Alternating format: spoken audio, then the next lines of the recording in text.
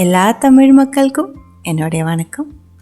இன்றைக்கி நம்ம கேரளா சமையல் செய்ய போகிறது கேரளா ஸ்பெஷல் செம்மீன் உண்டை புட்டு. செம்மீன் அப்படின்னா இறால் மீன். அது வச்சுட்டு கொழுக்கட்டையோட ஷேப்பில் செய்கிற ஒரு புட்டோட ரெசிபி தான் இது. பார்க்குறதுக்கும் செய்கிற மெத்தடும் எல்லாம் கொழுக்கட்டை மாதிரி தான் இருக்கும். ஆனால் பேர் வந்துட்டு செம்மீன் உண்டை புட்டு. எப்படி செய்யலான்னு பார்த்துட்டு வரலாம். அதுக்காக 200 கிராம் அளவுக்கு செம்மீன் கழுகி க்ளீன் பண்ணி எடுத்து வச்சுருக்கு. க்ளீன் பண்ணுறதுக்கு முன்னாடி தான் 200 கிராம் இருந்துச்சு.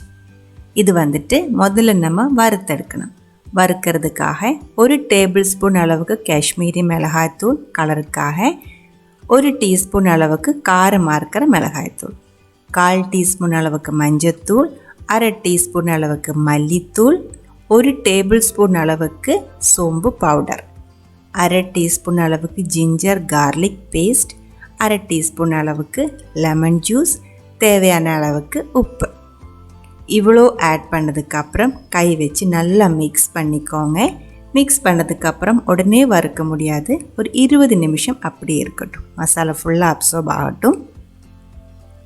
அதுக்கப்புறம் 20 நிமிஷத்துக்கு அப்புறம் நம்ம இது ஃப்ரை பண்ணி எடுக்கணும். எண்ணெய் வந்து ரொம்ப ஒன்றும் அதிகமாக ஊற்ற வேண்டியதில்லை. ஒரு 2 இல்லை 3 டேபிள் ஸ்பூன் அளவுக்கு மேக்ஸிமம் போதும். மீடியம் ஃப்ளேமில் தான் இது வறுத்து எடுக்கணும். ரொம்ப தீ கம்மி பண்ணி வச்சிருச்சு அப்படின்னா இதுக்குள்ளே இருக்கிற தண்ணி வற்றுறதுக்கு டைம் ஆகும். அதுக்குள்ளே வந்து இந்த செம்மீன் வந்து இந்த இறால் மீன் வந்துட்டு ரொம்ப அதிகமாக வெந்து போயிடும். இது சீக்கிரம் வேகிற ஒரு மீன் தான். அதனால வேகிறதுக்குள்ளே லைட்டாக நமக்கு இது ட்ரையாகவும் கிடைக்கணும். அதனால மீடியம் ஃப்ளேமில் வச்சுட்டு வறுத்து எடுத்துக்கோங்க. ரொம்ப அதிகமாக வெந்து போயிடுச்சு அப்படின்னா மீன் வந்துட்டு ரப்பர் மாதிரி ஆகி போயிடும். கரெக்டாக வெந்தால் தான் நல்லா சாஃப்டாக கிறிஸ்பியாக கிடைக்கும். பாருங்கள், தண்ணி ஃபுல்லாக வட்டிடுச்சு. லைட்டாக ஒரு ப்ரௌன் கலரில் ஃப்ரையாக இருக்குது. போதும். இப்போ இதை எடுத்துக்கலாம். மிச்சம் இருக்கிற ஆயிலில் 2 பெரிய வெங்காயம் நைஸாக கட் பண்ணி சேர்த்துருக்கு.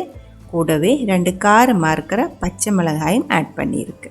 கொஞ்சமாக உப்பு சேர்த்துக்கோங்க. அதுக்கப்புறம் நல்லா வதக்கிக்கோங்க. பச்சை மிளகாய் எல்லாம் உங்களோட காரத்துக்கு தகுந்த மாதிரி நீங்கள் சேர்த்துக்கலாம். ஒரு 2 to 3 நிமிஷம் மூடி வச்சுட்டு வேகட்டும். அந்த வெங்காயம் வந்து சாஃப்டாகி கொஞ்சம் ரொம்ப அதிகமாக வெந்து ட்ரை ஆக வேண்டியதில்லை. கொஞ்சம் வெந்தால் போதும். அதுக்கப்புறம் மறுபடியும் ஒரு டைம் வதக்கிட்டு 1/4 டீஸ்பூன் அளவுக்கு இஞ்சி பூண்டு பேஸ்ட்டு, 1/4 டீஸ்பூன் அளவுக்கு மஞ்சத்தூள் அதுவும் சேர்த்து அதோட பச்சை மணம் போகிற வரைக்கும் இதே மாதிரி வதக்கிக்கோங்க. தீ வந்து நீங்கள் லோ ஃப்ளேமிலும் மீடியம் ஃப்ளேமிலும் அட்ஜஸ்ட் பண்ணி வச்சுக்கோங்க. வெங்காயத்துக்குள்ளே ரொம்ப தண்ணி இருந்துச்சுன்னா மீடியம் ஃப்ளேமில் வச்சுக்கோங்க. வெங்காயம் ட்ரை ஆகி போயிடுச்சுன்னா லோ ஃப்ளேமில் வச்சுக்கோங்க. இப்போ நம்ம ஒரு தக்காளியும் சின்னதாக கட் பண்ணி சேர்த்துருக்கு. தக்காளி வேகிற வரைக்கும் மூடி வச்சதுக்கப்புறம் தக்காளி வெந்ததுக்கப்புறம் கொஞ்சம் கொத்தமல்லி எல்லாம் நம்ம வறுத்து வச்ச இறால் மீன் அதுவும் சேர்த்து நல்லா மிக்ஸ் பண்ணிக்கோங்க. உப்பு நீங்கள் செக் பண்ணிக்கோங்க. தக்காளி போட்டதுக்கப்புறம் உப்பு கம்மியாகிறதுக்கு சான்ஸ் இருக்குது. ஆனால் அப்போ உடனே உப்பு சேர்க்கக்கூடாது. நம்ம இறால் மீனில் உப்பு இருக்குது. அதனால் இறால் மீனும் சேர்த்து மிக்ஸ் பண்ணதுக்கப்புறம் உப்பு செக் பண்ணுங்கள். கம்மியாக இருந்தால் சேர்த்து மிக்ஸ் பண்ணிக்கோங்க. ஒரு 2 to 3 நிமிஷம் மூடி வச்சுக்கலாம். மசாலையோட டேஸ்ட்டு வந்து மீனுக்குள்ளேயும் இறால் மீனோட டேஸ்ட்டு வந்துட்டு மசாலையிலும் நல்லா பிடிக்கிற வரைக்கும் இருக்கட்டும். அதுக்கப்புறம் ஓப்பன் பண்ணி மிக்ஸ் பண்ணிக்கோங்க. மசாலா ரொம்ப தண்ணியாக இருக்கக்கூடாது. தண்ணியாக இருந்தால் ஓப்பன் பண்ணி வச்சுட்டு ட்ரை பண்ணி எடுத்துக்கோங்க. மசாலா ரெடியாக இருக்குது, அங்கே இருக்கட்டும். அடுத்தது நம்ம மாவு பிசைஞ்சு எடுத்துக்கலாம். 1 கப் அளவுக்கு இடியப்பத்தோட மாவு தான் நான் எடுத்திருக்கு. அது பிசைறதுக்காக 1/4 கப் அளவுக்கு தண்ணி எடுத்திருக்கு. எந்த பாத்திரத்தில் மாவு எடுத்தாலும் அதே பாத்திரத்தில் தண்ணி அளந்து எடுத்துக்கோங்க. 1/4 டீஸ்பூன் அளவுக்கு உப்பும் சேர்த்து இந்த தண்ணி வந்து நல்லா கொதிக்க விட்டுக்கலாம். நல்லா கொதிச்சதுக்கப்புறம் நம்ம இது மாவுக்குள்ளே ஊற்றி ஒரு கரண்டி வச்சு மாவு நல்லா மிக்ஸ் பண்ணி விட்டுக்கோங்க. அந்த தண்ணி ஃபுல்லாக மாவில் அப்சர்வ் ஆகி மாவு நல்லா மிக்ஸ் ஆகிற வரைக்கும் கரண்டி வச்சு நல்லா மிக்ஸ் பண்ணிக்கோங்க. அதுக்கப்புறம் இது ஆறட்டும். நல்லா ஆறினதுக்கப்புறம் நம்ம இது கை வச்சுட்டு பிசைஞ்சு எடுக்கணும். அங்கே இருக்கட்டும். பிசையும் போது இதுக்குள்ளே நம்ம கொஞ்சம் தேங்காயும் சேர்த்து தான் பிசைஞ்சு எடுக்கிறேன். அதனால் 1/2 கப் அளவுக்கு தேங்காய் மிக்சிக்குள்ளே போட்டு ஜஸ்ட் ஒரு டைம் க்ரஷ் பண்ணி எடுத்துக்கோங்க. அதுக்கப்புறம் மாவுக்குள்ளே போட்டு மாவு ஆறினதுக்கப்புறம் கை வச்சு நல்லா பிசைஞ்சு எடுத்துக்கோங்க. சப்பாத்தி மாவெல்லாம் பிசைகிற மாதிரி நல்லா பிசைஞ்சிக்கோங்க. இதே மாதிரி நீங்கள் செய்கிற டைமில் மாவு கொஞ்சம் கட்டியாக இருக்குது, ரொம்ப காஞ்ச மாதிரி இருக்குது அப்படின்னா கொஞ்சம் தண்ணி தொளித்து மாவு ரெடி பண்ணி எடுத்துக்கோங்க. அதுக்கப்புறம் நம்ம இது உருண்டை பண்ணி எடுத்துக்கலாம். உங்களுக்கு எவ்வளோ பெருசாக வேணுமோ அதுக்கு தகுந்த மாதிரி மாவு எடுத்து கையில் வச்சு அமர்த்தி நல்லா ஃப்ளாட் பண்ணி எடுத்துக்கோங்க. மாவோட திக்னஸ் வந்து ரொம்ப கம்மியாக இருக்கிறதா டேஸ்ட்டாக இருக்கும். மசாலா அதிகமும் மாவு வந்து கம்மியாக இருக்கும்போது தான் இந்த உண்டை போட்டுக்கு டேஸ்ட் இருக்கும். அதுக்கு தகுந்த மாதிரி நீங்கள் பார்த்து பண்ணிக்கோங்க. மாவு வந்து கையில் ஒட்டாமல் இருக்கிறதுக்கு பக்கத்தில் கொஞ்சம் தண்ணி எடுத்து வச்சுக்கோங்க. தண்ணி எடுத்து கையில் இடையில தொட்டு தொட்டு மாவு இதே மாதிரி ஃப்ளாட் பண்ணிடுச்சுன்னா கையில் ஒட்டாமல் இருக்கும். தேவையான அளவுக்கு இறால் மசாலா அதுக்குள்ளே ஃபில் பண்ணி நல்லா க்ளோஸ் பண்ணிக்கோங்க.